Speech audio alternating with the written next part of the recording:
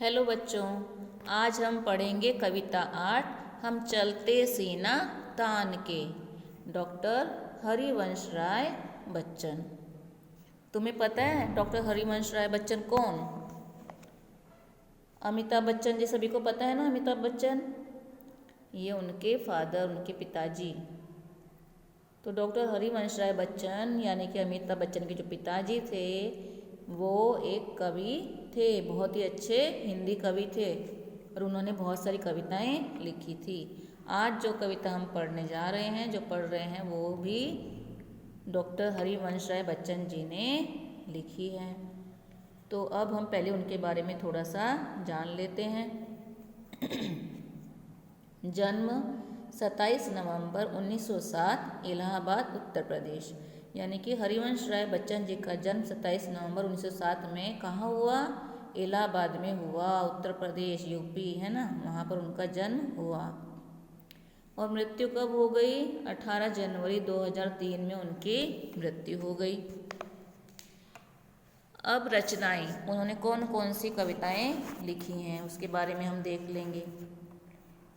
मधुशाला, मधु कलश, निशा, निशा निमंत्रण,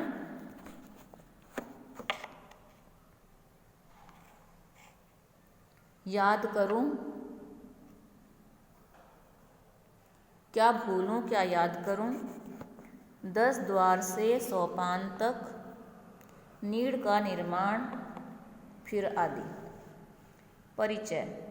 बच्चन जी हिंदी कविता में उत्तर छायावाद के प्रमुख कवि हैं। प्रस्तुत रचना के माध्यम से कवि ने समता, बंधुता, श्रम एवं देश प्रेम की भावना के महत्व को प्रतिपादित किया है। यानी ये जो कविता है इसमें भारत देश में रहने वाले लोगों की समानता, उनमें आपस में क्या समानता है, किस तरह से भाईचारा है, किस तरह से वो लोग मेहनती हैं और लोगों में देश प्रेम की भावना है, किस तरह से देश प्रेम की भावना को लोग महत्व देते हैं, वो इस कविता में बताया गया है। अब हम पहले एक बार पूरी कविता पढ़ लेंगे। धर्म अलग हो, जाति अलग हो, वर्ण अलग हो, भाषाएं, पर्वत सागर तट, वन मरुस्थल मैदानों से हम आए, फौजी वर्दी में हम सबसे पहले हिंदुस्तान के, भारत माता के बेटे हम चलते सीना तान के।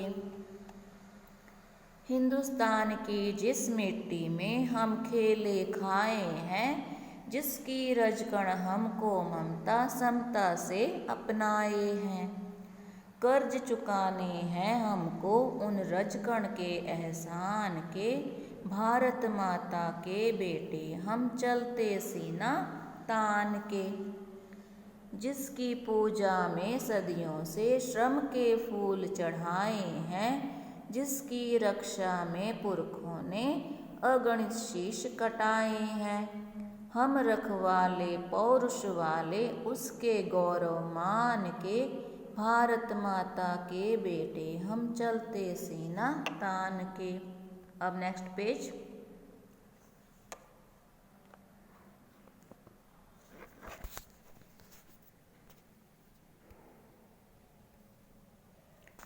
हम गिर जाएं किंतु न गिरने देंगे देश निशान को, हम मिट जाएं किंतु न मिटने देंगे हिंदुस्तान को, हम सबसे आगे रहते अवसर पर बलिदान के, भारत माता के बेटे हम चलते सीना तान के। जो वीरत्व विवेक समर में हम सैनिक दिखलाएंगे, उसकी गाथाएं भारत के गांव नगर घर गाएंगे, अनगिन कंठों में गूंजेंगे बोल हमारे गान के, भारत माता के बेटे हम चलते सीना तान के। अच्छी है ना कविता? अब हम इस कविता का अर्थ देख लेंगे। तो सबसे पहले क्या कहा गया है? धर्म अलग हों, जाति अलग हों, वर्ण अलग हों, भाषाएं, पर्वत सागर तट वन मरुस्थल मैदानों से हम आए। फौजी वर्दी में हम सबसे पहले हिंदुस्तान के, भारत माता के बेटे हम चलते सीना तान के। कि भले हमारे धर्म अलग हों, हमारी जातियां अलग अलग हैं, हमारे वर्ण अलग हैं, हम अलग अलग भाषाएं बोलते हैं और हम अलग अलग प्रांत से आए हैं, अलग अलग राज्यों से आए हैं।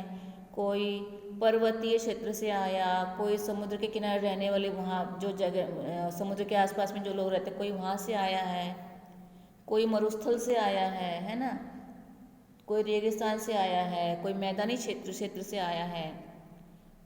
तो चाहे कोई कहीं से भी आया है, चाहे किसी का भी धर्म अलग हो, किसी की जाति अलग हो, भाषा अलग बोलता है, लेकिन जब उसने फौजी वर्दी पहन ली, यानी कि अपने देश की जो फौजी वर्दी है, सैनिक की जो वर्दी है, जब उसने वो पहन ली तो वो सबसे पहले कौन है? हिंदुस्तानी है ना। सबसे पहले वो हिंदुस्तान का है, हिंदुस्तानी है। ना तो फिर वो पंजाबी है, ना कोई मराठी है, ना कोई अलग गुजराती है। वो कौन है?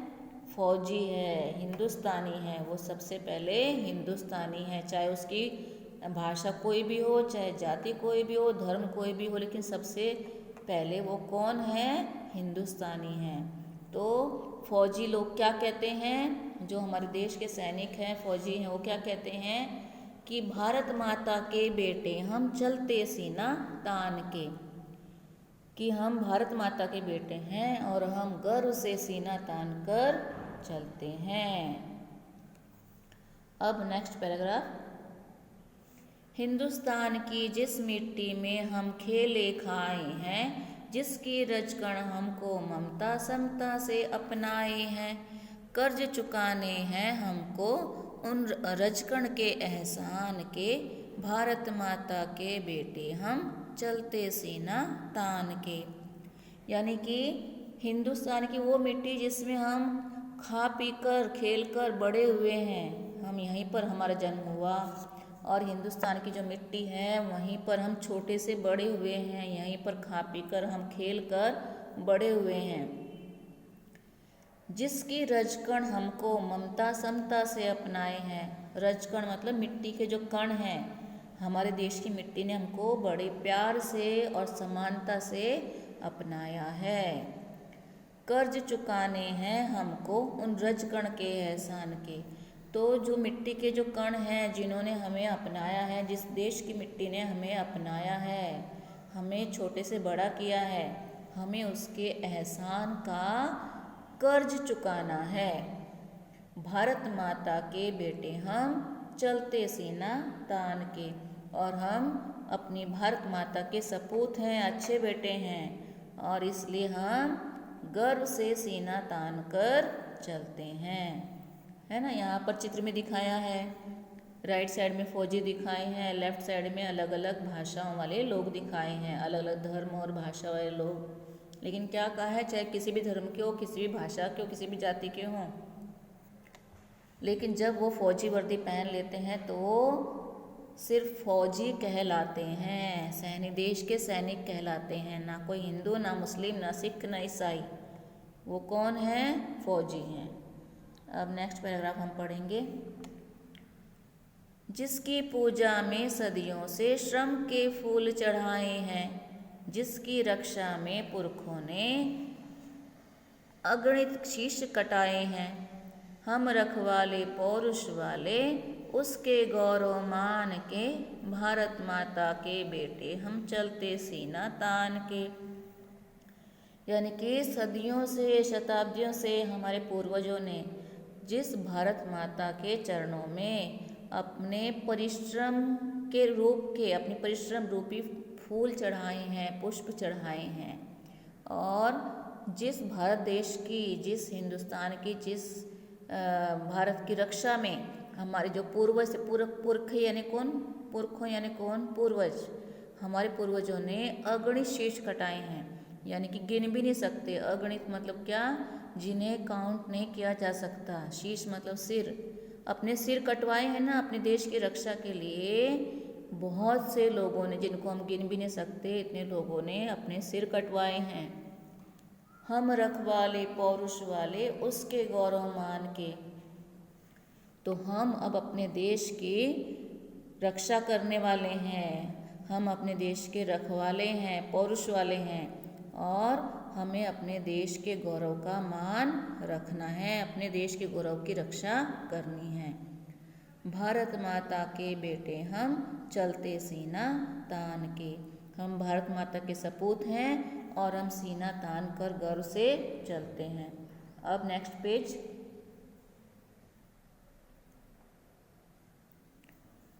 हम गिर जाएं किंतु न गिरने देंगे देश निशान को। हम मिट जाएं किंतु न मिटने देंगे हिंदुस्तान को।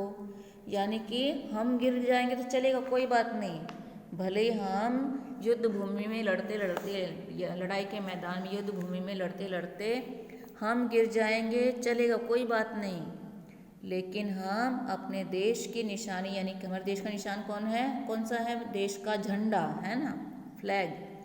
हम अपने देश के निशान को, अपने फ्लैग को गिरने नहीं देंगे। हम मिट जाएं किंतु न मिटने देंगे हिंदुस्तान को। यानी कि हम मिट गए चलेगा, अगर मातृभूमि की रक्षा करते करते, देश की रक्षा करते करते हम मिट गए तो कोई बात नहीं, लेकिन हम अपने देश को मिटने नहीं देंगे। हम सबसे आगे रहते अवसर पर बलिदान के, भारत माता के बेटे हम चलते सीना तान के।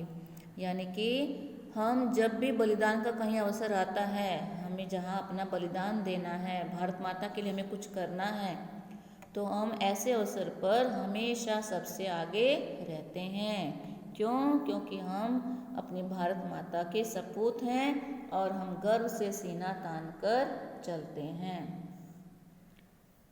जो वीरत्व विवेक समर में हम सैनिक दिखलाएंगे, उसकी गाथाएं भारत के गांव नगर घर गाएंगे। अनगिन कंठों में गूंजेंगे बोल हमारे गान के, भारत माता के बेटे हम चलते सीना तान के। और हम भारतीय सैनिक युद्ध भूमि में जिस विवेक और वीरता का प्रदर्शन करेंगे, यानी कि लड़ाई के मैदान में हम भारत के जो सैनिक हैं, जिस वीरता का और विवेक का हम प्रदर्शन करेंगे, वीरत्व, वीरता, विवेक, सहनशीलता, समर, युद्ध, तो हम जिस तरह से लोगों को दिखाएंगे, तो हमारी गाथाएं, हमारी कहानियाँ भारत के गांव गांव, नगर नगर के लोग गाएंगे कि हमने किस तरह से वीरता से लड़ाई की। अनगिन कंठों में गूंजेंगे बोल हमारे गान के, भारत माता के बेटे हम चलते सीना तान के। यानी कि अनगिनत कंठों से, कंठ यानी क्या? गले, तो लोग हमारी वीरता के गीत गाएंगे, है ना। अनगिन, जिन्हें गिन भी नहीं सकते, इतने गलों से, इतने कंठों में हमारे गीतों के बोल गूंजेंगे। सैनिकों के लिए हमारी वीरता के गीत वो गाएंगे। भारत माता के बेटे हम चलते सीना तान के। हम भारत माता के सपूत हैं और गर्व से हम सीना तान कर चलते हैं। तो पोयम का अर्थ सभी को समझ में आ गया होगा। अब मैं तुम्हें इसके कठिन शब्द दे देती हूँ, तो वो तुमने टेक्स्ट बुक में अंडरलाइन कर लेना है, और उसके बाद होमवर्क बुक में 5-5 बार लिखना है। पहले मैं इसी का, ये जो लास्ट के 2 पैरे हैं, इन्हीं के वर्ड्स हम अंडरलाइन कर लेंगे। उसके बाद पेज नंबर 40 का करेंगे।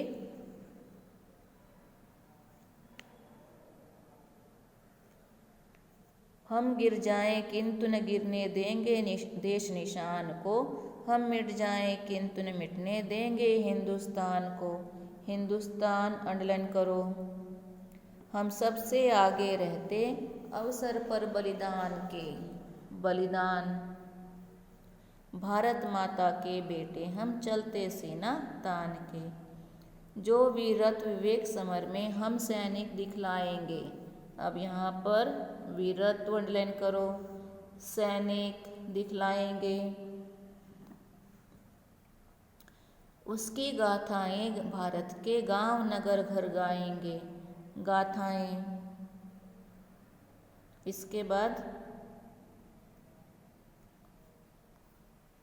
अनगिन कंठों में गूंजेंगे बोल हमारे गान के, भारत माता के बेटे हम चलते सीना तान के। अनगिन कंठों गूंजेंगे। तो ये सारे शब्द तुमने अपनी टेक्स्ट बुक में अंडरलाइन कर लेने हैं और होमवर्क बुक में लिखने हैं। अब पेज नंबर 48, यहाँ पर भी कठिन शब्द अंडरलाइन कर लो।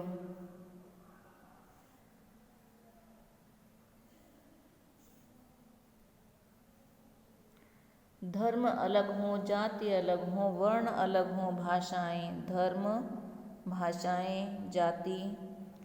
पर्वत, सागर, तट, वन, मरुस्थल, मैदानों से हम आए। मरुस्थल। फौजी वर्दी में हम सबसे पहले हिंदुस्तान के, फौजी वर्दी। भारत माता के बेटे हम चलते सीना तान के। हिंदुस्तान की जिस मिट्टी में हम खेले खाए हैं, जिसकी रजकण हमको ममता समता से अपनाए हैं। कर्ज चुकाने हैं हमको उन रजकण के एहसान के। कर्ज और एहसान। भारत माता के बेटे हम चलते सीना तान के। अब नेक्स्ट पैराग्राफ। जिसकी पूजा में सदियों से श्रम के फूल चढ़ाए हैं, जिसकी रक्षा में पुरखों ने अगणित शीश कटाए हैं। सदियों, रक्षा, पुरखों, हम रखवाले पौरुष वाले, उसके गौरव मान के पौरुष वाले। भारत माता के बेटे हम चलते सीना तान के, गौरव। अब ये सारे कठिन शब्द तुमने अपनी टेक्स्ट बुक में अंडरलाइन करने के बाद होमवर्क बुक में 5-5 बार लिखने हैं। अब पेज नंबर 49, यहाँ पर कविता के बाद दिया गया मैंने समझा। अब तुमने क्या समझा इस कविता से, क्या सीख मिली तुम्हें, क्या सीखा तुमने, क्या समझा, वो तुमने अपने खुद के सेंटेंस में टेक्स्ट बुक में यहाँ पर लिखना है। और ये कविता क्लास वर्क में भी लिखनी है। इसके बाद यहाँ दिए गए हैं शब्दार्थ, नए शब्द है ना। मरुस्थल, रेगिस्तान, रजकण, धूलिकण, एहसान, उपकार, पुरखे, पूर्वज, समर, युद्ध। उसके बाद मुहावरा दिया गया सीना तान कर चलना, गर्व से चलना। मुहावरा तो हम बाद में एक साथ लिखेंगे सब, सिर्फ शब्दार्थ लिखने हैं। तो क्लास वर्क में पहले पोयम लिखोगे, उसके बाद ये शब्दार्थ लिखोगे।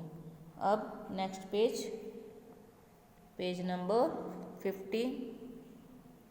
अब यहाँ पर क्वेश्चन दिए गए हैं। प्रश्न नंबर 1, निम्नलिखित पंक्तियों का अर्थ लिखो। वो हम क्लास वर्क में लिखेंगे बाद में। ये सारे क्वेश्चन के आंसर मैं दूंगी बाद में तुम्हें। अब देखो भाषा की ओर। भाषा की ओर, अर्थ के आधार पर वाक्य पढ़ो, समझो और उचित स्थान पर लिखो। यानी कि यहाँ पर कुल 8 वाक्य दिए गए हैं। वाक्य दिए गए हैं 8, और यहाँ पर वाक्य के प्रकार बताए गए हैं। पहला वाक्य है, बच्चे हंसते हंसते खेल रहे थे। दूसरा वाक्य, माला घर नहीं जाएगी। तीसरा वाक्य है, इसे हिमालय क्यों कहते हैं। इसके बाद चौथा वाक्य, सदैव सत्य के पथ पर चलो। पांचवा वाक्य है, वाह क्या बनावट है ताजमहल की। छठा वाक्य है, कश्मीर का सौंदर्य देखकर तुम्हें आश्चर्य होगा। खूब पढ़ो खूब बढ़ो। आठवां वाक्य है, यदि बिजली आएगी तो रोशनी होगी। अब यहाँ पर नीचे क्या दिया गया वो पढ़ लेंगे हम। पहले वाक्य में क्रिया के करने या होने की सामान्य सूचना मिलती है, अतः यह वाक्य विधानार्थक वाक्य है। यानी कि पहला जो वाक्य है, बच्चे हंसते हंसते खेल रहे थे, कौन सा वाक्य है? विधानार्थक वाक्य। यहाँ पर वाक्य के प्रकार हैं, टाइप्स ऑफ सेंटेंस, तो ये प्रकार कौन सा हो गया? विधानार्थक वाक्य।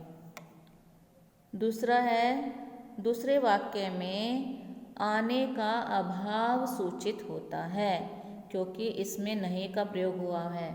तो ऐसे सेंटेंस जिसमें नहीं आता है बीच में, तो वो निषेधार्थक वाक्य होते हैं। कौन से वाक्य होते हैं? निषेधार्थक वाक्य। जिस वाक्य में किसी बात के न होने या न करने का बोध होता है, पता चलता है, तो उसे हम निषेधार्थक वाक्य कहते हैं, जिसमें नहीं आता है जिस वाक्य में। तो दूसरा वाक्य जो है, ये माला घर पर नहीं जाएगी, तो नहीं है उसमें, तो ये निषेधार्थक वाक्य है। फिर तीसरे वाक्य में प्रश्न पूछने का बोध है ना, प्रश्न का पता चल रहा है तीसरे वाक्य में। तीसरा वाक्य क्या है? इसे हिमालय क्यों कहते हैं? तो क्वेश्चन मार्क है, यानी प्रश्नवाचक है, तो ये वाक्य कौन सा हो गया? प्रश्नार्थक वाक्य। चौथा वाक्य क्या है? सदैव सत्य के पथ पर चलो, यानी आदेश। चौथे वाक्य में आदेश दिया गया है। तो जिस वाक्य में किसी प्रकार की आज्ञा दी जाती है, ऑर्डर दिया जाती है या प्रार्थना की जाती है, तो उसे हम आज्ञार्थक वाक्य कहते हैं।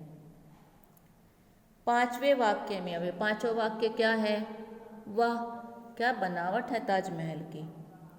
तो पांचवा जो वाक्य है, इसके यहाँ पर विस्मय आश्चर्य का भाव प्रकट होता है, इसके लिए वाह शब्द का प्रयोग हुआ, यानी आश्चर्य हो रहा है, अतः यह विस्मयार्थक वाक्य है। छठे वाक्य में संदेह या संभावना व्यक्त की गई है, इसके लिए होगा शब्द का प्रयोग होता है। संभावना यानी कि हो सकता है। तो जो छठा वाक्य है वो क्या है? छठा वाक्य, कश्मीर का सौंदर्य देखकर तुम्हें आश्चर्य होगा, तो संभावना यानी कि संभावनार्थक वाक्य। सातवें वाक्य में इच्छा या आशीर्वाद व्यक्त किया है, यानी कि इच्छा जताई है अपनी या आशीर्वाद जताया है, तो इसके लिए खूब पढ़ो खूब बढ़ो का प्रयोग हुआ है, अतः यह इच्छार्थक वाक्य है। आठवें वाक्य में एक क्रिया का दूसरी वाक्य पर निर्भर होने का बोध होता है। आठवां क्या? बिजली आएगी तो रोशनी होगी, यानी रोशनी किस पर डिपेंड है? बिजली पर। बिजली आएगी तो रोशनी होगी, तो दूसरी क्रिया जो है पहली क्रिया पर डिपेंड है, तो इसलिए ये कौन सा वाक्य है? संकेतार्थ वाक्य है। अब हम क्या करेंगे? यहाँ पर जो ब्लैंक दिए हैं उनको लिखना है। पहला वाक्य विधानार्थक वाक्य, तो इसलिए पहला विधानार्थक के सामने आ जाएगा। फिर दूसरा निषेधार्थक है, तो निषेधार्थक वाले कॉलम में आ जाएगा। फिर तीसरा प्रश्नार्थक है, तो प्रश्नार्थक वाले के इधर आ जाएगा। चौथा आज्ञार्थक वाक्य है, तो इधर आ जाएगा। फिर पांचवा विस्मयार्थक है, तो इसलिए वहाँ आ जाएगा ऊपर। वाह क्या बनावट, ये कंप्लीट लिखना है तुमको, ठीक है। फिर छठा संभावनार्थक वाक्य है, तो इधर नीचे आ जाए, कश्मीर का सौंदर्य देखकर तुम्हें आश्चर्य होगा।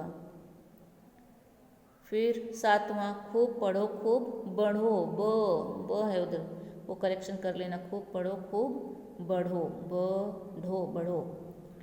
उसके बाद